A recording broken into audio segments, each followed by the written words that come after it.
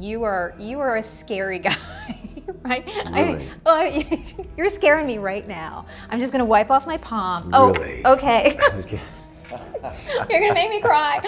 Welcome to Salon Talks. I am Mary Elizabeth Williams, and this ghoul next to me is Walton Goggins. You know him. He is a two-time Emmy-nominated actor. Wow. Two-time. Congratulations, I haven't mister. heard anyone say that yet. Thank you Well, very much. it's my pleasure.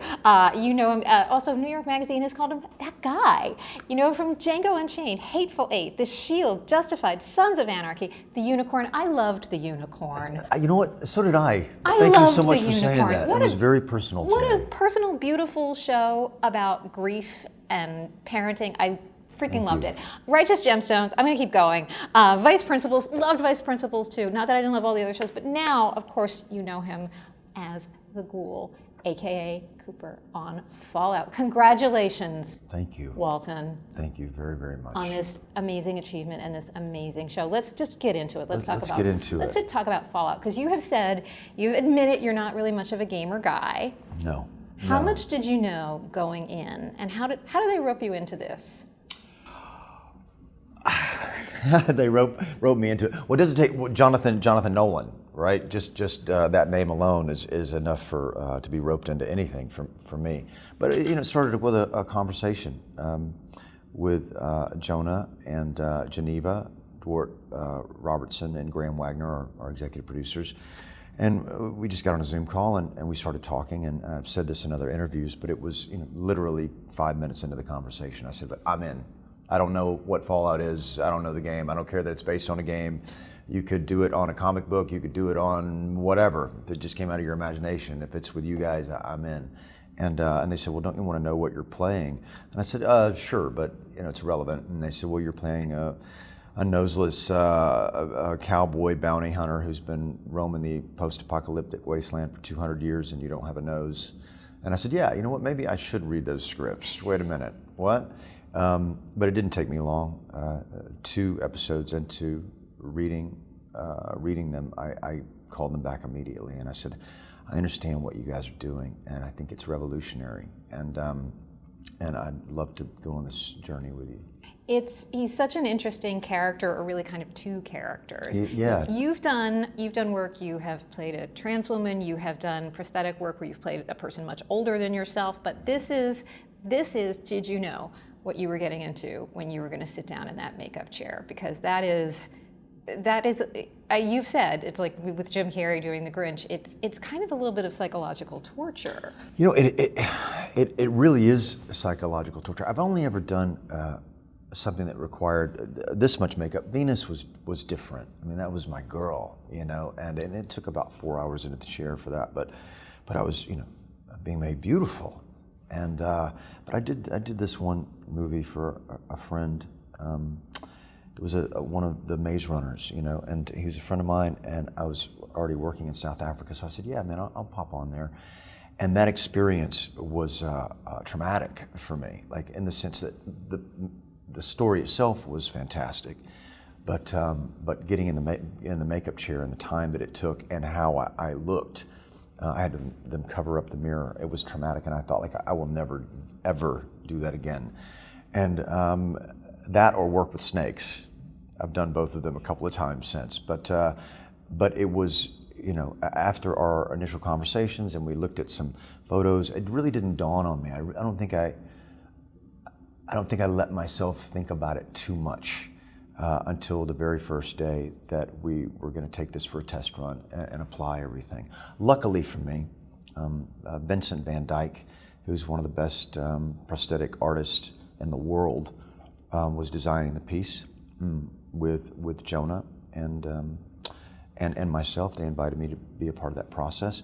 And Jake Garber, who is one of the best special effects makeup artists also in the world, has been a friend of mine for over 15 years now. We've probably done 7 movies together, and he does like Sam Jackson and all of Quentin's stuff, and he's just a great guy. So I knew I was in good hands. It took 5 hours the very first time we did it. And Jake knows me well enough to know that I'm a person that likes to move. And so we kind of built in, some of those in the time of it for me to kind of stretch and get my thoughts together. But by the time we really got into it, 2 weeks into the experience, Jake had it down to about 2 hours and 15 minutes. But every day it was like a transition to, okay, now this is your life for the next 2 hours and 20 minutes, and this is what it's going to be like for the next 14 hours or however many hours we were working that day. And wait, was it on that first day that it took 5 hours that you also got bitten by a brown recluse? Hey, wait a minute. You do research? Look at you. I mean, like in the colors you're wearing. I mean, come on. I did. I got bitten by a brown recluse 5 times. That's a hell of a day, Walton. That's a hell of a day. Yeah. That's a long day. And I luckily for me, someone told me to go to the hospital like on my way to this test, and I did. I stopped, and the woman gave me the shot and said, on your way. And but did she say, wait, this man has no nose? Was it also? Yeah, right. Yeah, I think that's why. Yeah, my nose actually fell off during the first test from that brown recluse.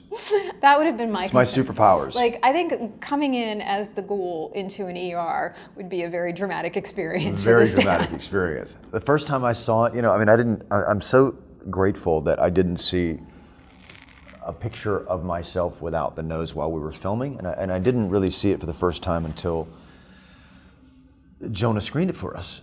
And I think if I had seen it, I probably would have become obsessed with trying to speak like a person who didn't have a nose, which would have dramatically kind of changed my voice. And I would have thought, oh well, the ghoul will never wear sunglasses. Like you can't be nosy. Like all of those things. So I'm happy that I didn't see it until the very first screening. I want to ask you about the ghoul and Cooper and their relation to each other, because you are the connective tissue in this story. You are the person who is the bridge for us as the audience. How much of, it's really, to me, philosophically, it's a show about nature versus nurture and who we can become. I'm wondering, as you're creating this character, are you thinking, okay, are there the seeds of the ghoul in this Hollywood actor? And is that, obviously, that loving father is still in the ghoul? Right. Well, anyone that's spent any time in Hollywood can become a ghoul. I'm joking. It's a joke. I was there for 30 years. No, that's a great question. For me, it was really trying to fully flesh out Cooper Howard's experience in the world that he inhabited, who his contemporaries were. He's an actor, a Western movie star, but he didn't start off that way. I don't think he was like me. I don't think he came to Hollywood to become an actor. I think he was probably from Middle America and from a good family, a really good family, and he was a tough guy, and he came to LA and thought, well, he got offered to be like a stuntman and was just kind of hanging around. Was good on a horse and all the rest of it, and one day an actor didn't show up, and the director really liked Cooper and said, hey, Coop, say a couple of these lines, you mind? And he's like, sure, why not? Yeah, I'll step in there. And he was good at it. And then, he got another part, and his stunt buddies, kind of gave him a little flack for it. And before you know it, he's got his own trailer, and a starring role in a Western, and it becomes a hit. So it was understanding that world, who his contemporaries were, what his relationship with his wife was, in order to understand how full his life was and everything that the ghoul had to lose, right? What was he thinking about? What's motivating him to be alive for 200 years? And then what's he searching for? And then to try to make that experience as specific as possible. He's John Wayne. Yeah, he's John Wayne. He's the stuntman. Alan Ladd, maybe, yeah, a little James Arness, just kind of like, yeah, a few of those guys. I've met a lot of those guys over the years. So when you talk about this guy who becomes a star, you have been at this for 30 years. You've done fine. You've had big roles for a long time, but you've been nominated for an Emmy before. This moment for you, though, as someone who's been watching you all this time, feels different.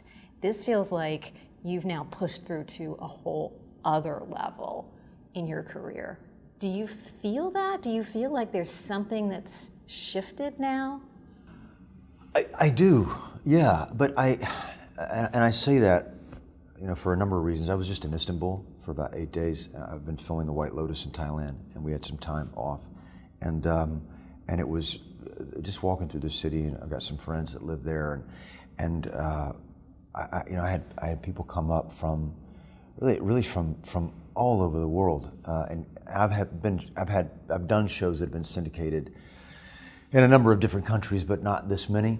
And the response to it was surprising. I've really been on an island and haven't had an opportunity to experience life during this moment, but that was a taste of it. And I did feel that way, and I'm very, very grateful. My career has been, for me, filled with those moments. Like, you're going along, something happens, and then it changes. You're on a new hilltop, if not a mountaintop. You're going along, and then something else changes. For me, it's always been like the perfect stock. Like it's always, it's gone down, but it's always kind of gone up.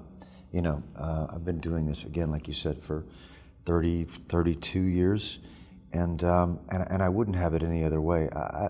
If there is a God, he or she, whoever it is, has always given me the things, a new plateau, if you will, or things that I could handle when I could personally handle them. Do you know what I mean? And it feels in this moment like I don't do anything different. It's about the work for me. It's always been about the work for me. And if this is a new normal, what does that mean? It just means that you get an opportunity to play with in sandboxes that you may not have otherwise, right? Nothing changes. The process doesn't change. The access just becomes a little easier. When you talk about this new level, this breakthrough, this feels to me also like a breakthrough for this kind of show. There have been so many other projects that have attempted to translate from a video game to a drama, right. And now just between this and The Last of Us, these are now being taken. These are hits. They are prestige. They're getting Emmy nominations. They're getting the best of all worlds, right? Commercial and critical success. Yeah. Do you feel that this is a different moment for what viewers want and what? I do, and I've done a video game adaptation before. I did Tomb Raider with Alicia Vikander. And it was a great movie. It did pretty well too. I had a great experience. But look, there have been successes and failures over the course of trying to adapt the video game into like a longer format narrative. And I think we're just standing on the shoulders of everyone that have come before us and looking for, well, what works and what doesn't work, right? I think that's just part and parcel of any new genre or any new source material for storytelling. We've had a lot of people that have gotten it right and have gotten it wrong, and then it just changes, and someone else will get something else wrong, but also get something really right. And yeah, we've mined so many sources for story. Over the course of certainly since peak television. I was thinking about like the golden era of television and how much story we've burned through, really. And you were part of that. I was lucky to be a part of that, yeah, with The Shield. It was The Sopranos and then it was The Shield, and in some ways people may laugh at this, but I genuinely feel this way, and I think the actors that I worked with feel the same way. It's almost like we were astronauts. And what I mean by that is no one knew that no one had gone on an 84-hour serialized, nuanced exploration of a character before. And I've never had that conversation with the cast of The Sopranos, but I've had that conversation with the cast of The Shield. And no one knew when we did the pilot that this is where it was gonna go. And I'm grateful, very grateful to have been a part of that. But to bring it back to your earlier question, The Last of Us was extraordinary. the story, the simplicity of that story is, accessible to everyone. Everyone understands what it's like to be alone with your daughter, protect your child, or someone that is like your daughter that you put in that place. And Fallout is different.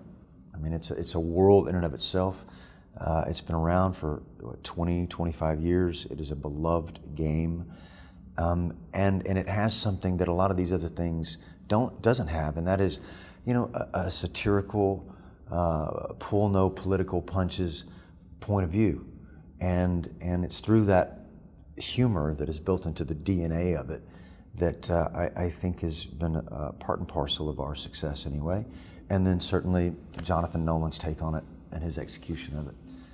I expect this will continue, I guess is what I'm saying. Well, and when you talk about the humor of it, you are one of a handful of actors I can think of who can be so funny and so scary.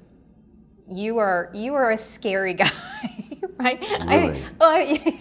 You're scaring me right now. I'm just going to wipe off my palms. Really? Oh, okay. Okay.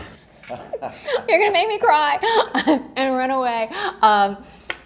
I want to know about who your role models for that kind of work are. Like, you've worked with John Goodman. I think he's one of those people who can do that. He's extraordinary. Right? That level of being, I love to do comedies, I'm a funny guy, but also the darkness is there. Who do you look to for inspiration? Or is that something you set out to do in your career? You were like, I want to be the dark, funny, scary guy? No, not at all. I mean, I've worked with most of my heroes, and I really didn't think about the genre that they were working in. I didn't think about dramas or comedies or the rest of it. But I did The Apostle with Robert Duvall when I was 24 years old, and he was at the center of the people in the pantheon that I looked up to. That was my guy. And I got to work with Tony Hopkins, and I got to work with Chris Cooper. I haven't got to work with Ed Harris yet, but there's still time. And a few others kind of along the way, and it was just their love of storytelling that I was attracted to. I don't think about being funny or being serious. I think we're all of those things, over the course of a day. But the best dramas are funny, and the best comedies are serious, right? And I've been very fortunate to have been given the opportunity to play in both of those worlds. But there's no one specifically. I mean, who doesn't? John Goodman is an icon. I mean, Turturro is an icon. Sam Rockwell is one of my best friends. Nobody does it like Sammy. Yeah, I mean, I have a lot of heroes, but I don't look to them specifically for this experience, just their love of storytelling. Well, one other thing that you are known for is you're a Southern guy, and you have played a lot of Southern guys. I have. And you have spoken in the past about feeling a responsibility to those characters and to playing people who are from that part of our country, because it is easy to stereotype. It is easy to typecast the Southern guy, right?